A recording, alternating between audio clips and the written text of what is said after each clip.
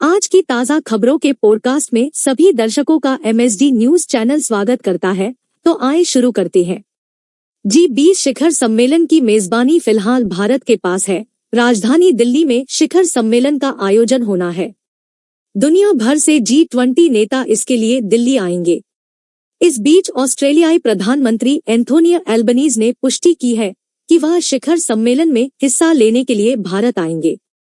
संसद के दोनों सदनों में पास होने के बाद राष्ट्रपति ने दिल्ली सर्विस बिल मंजूरी दे दी है।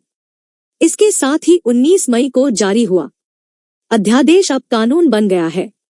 पहले सुप्रीम कोर्ट ने दिल्ली की आम आदमी पार्टी सरकार ने अध्यादेश को चुनौती दी थी, लेकिन अब वे संशोधित कानून को चुनौती देंगे।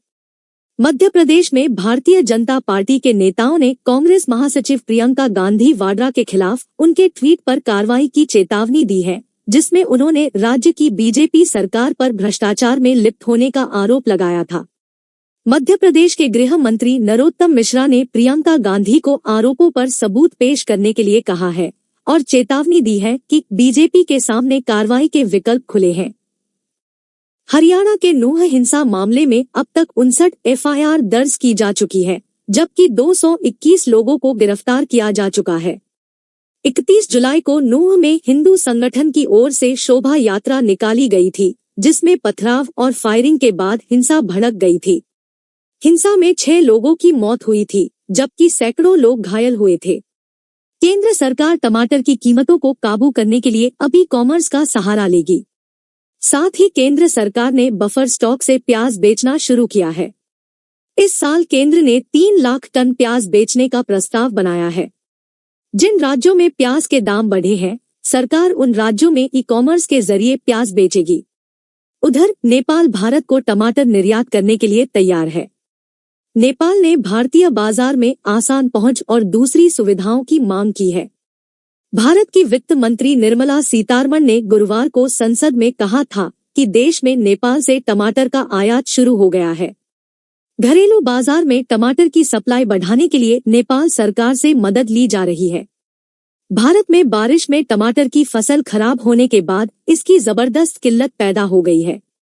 सुप्रीम कोर्ट ने उत्तर प्रदेश में भारतीय जनता पार्टी के योगी आदित्यनाथ सरकार के सत्ता में आने के बाद एनकाउंटर में हुई 183 मौतों की जांच की रिपोर्ट मांगी है।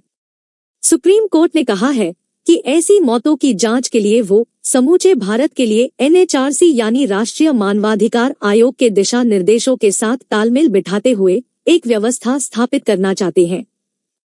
जस्टिस SR भट्ट और अरविंद कुमार की बेंच ने कहा है कि उत्तर प्रदेश की सरकार अगले 6 सप्ताह के भीतर पिछले 6 साल में एनकाउंटर में हुई सभी हत्याओं के मामले में जांच की स्थिति का ब्यौरा देते हुए जवाब दाखिल करे और ये बताए कि किन मामलों में चार्जशीट दाखिल हुई है और ट्रायल की स्थिति में है। पाकिस्तान और चीन से जारी बॉर्डर टेंशन के बीच भारत ने श्रीनगर एयरबेस पर MiG-29 लड़ाकू विमान की तैनाती की है। नए लड़ाकू विमान को MiG-21 स्क्वाड्रन की जगह लाया गया है। सेनाधिकारियों के मुताबिक नए विमान के आने से बॉर्डर एरिया में भारत की शक्ति और अधिक बढ़ जाएगी। जम्मू कश्मीर के पूर्व मुख्यमंत्री और नेशनल कॉन्फ्रेंसिस अब्दुल्ला ने कहा है कि भारत और पाकिस्तान को कश्मीर के मुद्दे का हल निकालने के लिए बैठकर बातचीत करनी चाहिए। अमेरिका के हवाई द्वीप में जंगल में लगी आग से बड़े पैमाने पर जानमाल का नुकसान हुआ है। अधिकारियों का कहना है कि कम से कम 55 लोग मारे गए हैं और लगभग 1000 लोग लापता है। आग लगने की वजह अब तक साफ नहीं हो सकी है, लेकिन हाल के महीनों में तापमान बढ़ने से जमीन काफी सूख गई थी और प्रशांत महासागर में उठे तूफान से आने वाली तेज हवाओं ने आग की लपटों को और भड़का दिया। रूस के रक्षा मंत्रालय ने कहा है कि उन्होंने हमले के दौरान यूक्रेन के 20 ड्रोन नष्ट किए हैं। ये हमले आधी रात के वक्त क्राइमिया पर किए गए। क्राइमिया पर रूस का नियंत्रण है। दूसरी तरफ यूक्रेन की मिलिट्री ने भी ये दावा किया है कि जाफरोजी में 11 और 12 अगस्त की रात दुश्मनों ने ड्रोन से हमला किया। विराट कोहली ने इंस्टाग्राम पर अपनी कथित कमाई को लेकर चल रही खबरों पर टिप्पणी की है। पिछले दिनों एक रिपोर्ट में कहा गया था कि विराट कोहली अपने इंस्टाग्राम पोस्ट के लिए 11 रुपए करोड़ से भी ज्यादा मांगते हैं। इतनी बड़ी रकम लेने की खबरों के बाद कोहली ने अपनी चुप्पी तोड़ी है और कहा है कि ये रिपोर्ट गलत है।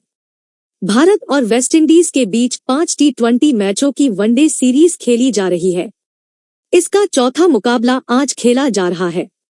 वेस्टइंडीज की टीम 5 मैचों की सीरीज में 2-1 से आगे